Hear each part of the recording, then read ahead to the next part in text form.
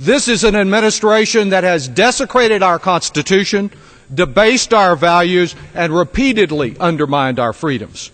For a party that purports to hate big government, these Republicans sure do seem to love Big Brother.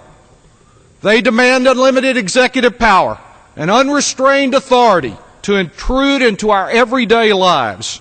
And today, we dare to impose some limitations on one of so many examples of their callous disregard of our liberties.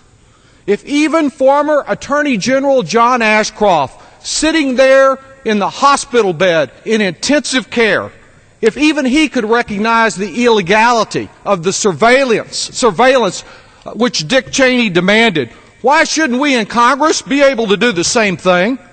And if one telecommunications company had the courage to say no to this administration's wrongdoing, why not the others? And why would we want to protect these corporate accomplices in the surreptitious destruction of our freedom from any accountability whatsoever? Yesterday, we told this president no more blank checks for Iraq. And today we say no more unauthorized blanket surveillance of American citizens.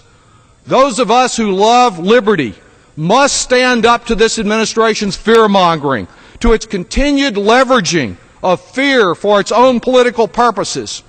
And Mr. Cheney's current chief of staff, he once said of what many Americans now recognize is an irresponsible and unconstitutional expansion of presidential power.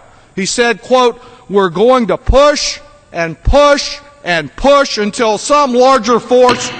An additional 30 seconds. Gentleman's recognized for additional 30 seconds. He said, "We're going to push and push and push until some larger force makes us stop." Well, today, we must be that force. This Congress must say stop. Liberty is our strength and fear is our enemy. This legislation strikes an appropriate balance to keep our families safe, but to ensure they remain free. I yield back.